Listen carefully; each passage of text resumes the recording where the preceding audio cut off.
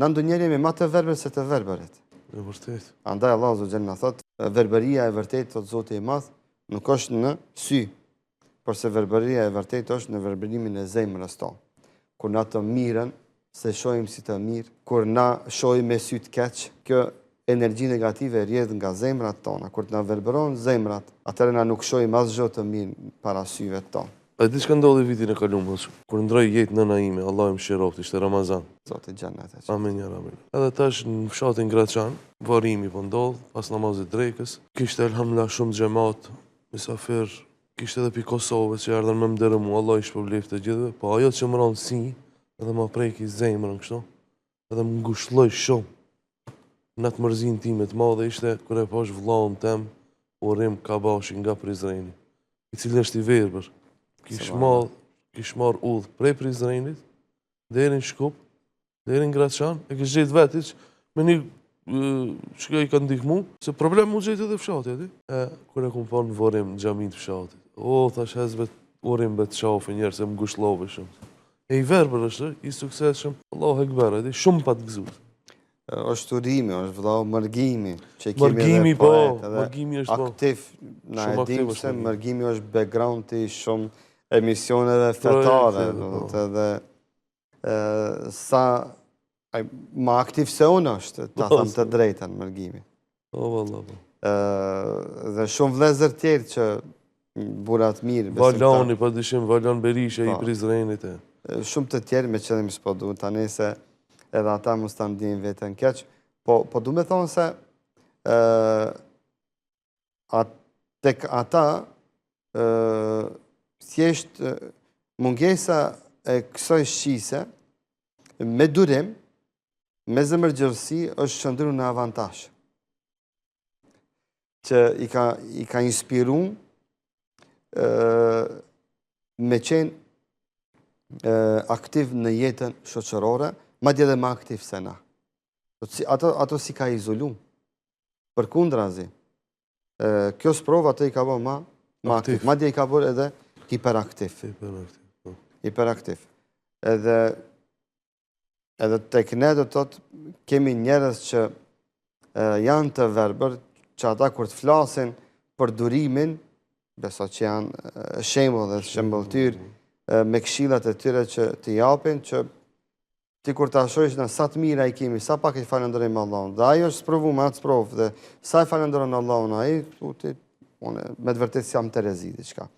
E kjo është, këto janë shembujt klasike në durimin e një besimtari që Allah e ka sprovu me ndonjë sprovë. Qoftë ajo sprova e të pamërit, siç e përmendëm këtu, qoftë ajo në ndonjë sprovë tjetër. Ka historia një që shumë të verbër kanë qenë shumë të suksesshëm, për pas që kanë bërë sabër, po edhe në jetën e kësaj jete kanë qenë suksesshëm. Për shembull, një prej tyre giganti, Shej Bimbazi. Ai ka qenë i verbër që nga familja, apo jo? Thu që pak më vonë është verbëru. Ai është një shembull që kalon histori pas vete, si një njeri dietar i madh, kolos. Por para se me thonë që ka qenë djetare, ka qenë një prind i madh, ka qenë një shok i madh, një hoxh i madh, një shok i madh, që ka pas shok gjithandej botës.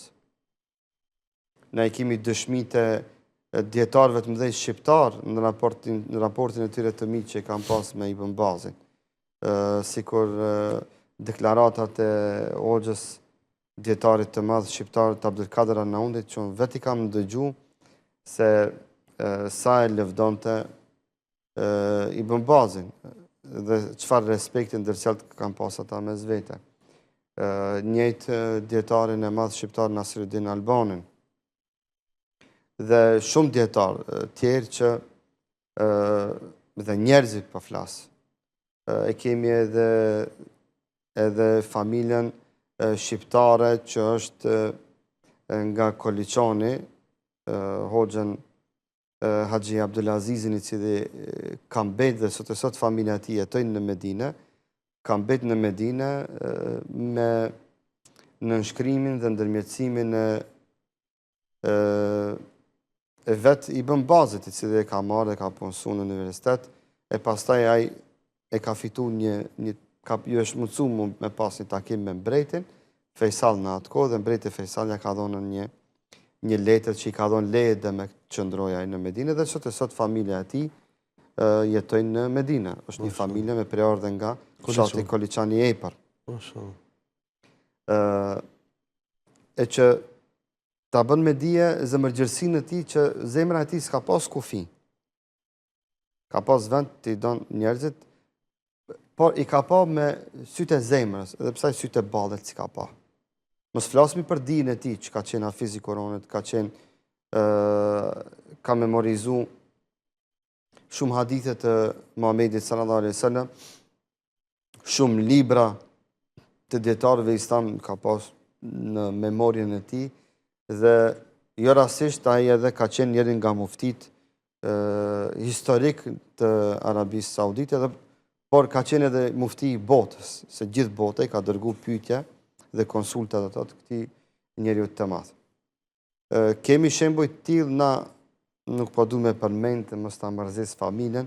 Frikë e patëm një vëlla tonin i cili u bë për rahmet, i cili ishte i verbër, ka qenë xhamat i xhamiave tona.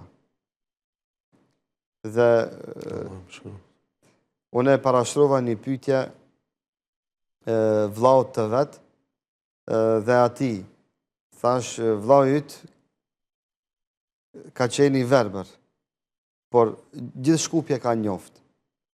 Ti i ke dy sytë e ballit, shef.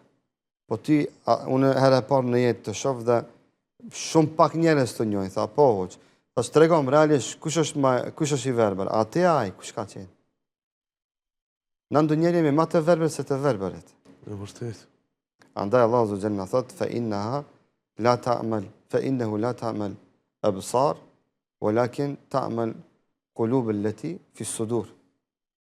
Verbëria e vërtetë, thot Zoti i Madh, nuk është në sy, por se verbëria e vërtetë është në verbërimin e zemrës tonë. Kur na të mirën, se shohim si të mirë, kur na shohim me sy të keq, kjo energji negative rjedh nga zemrat tona. Kur të na verbëron zemrat, atëherë na nuk shohim asgjë të mirë para syve tonë.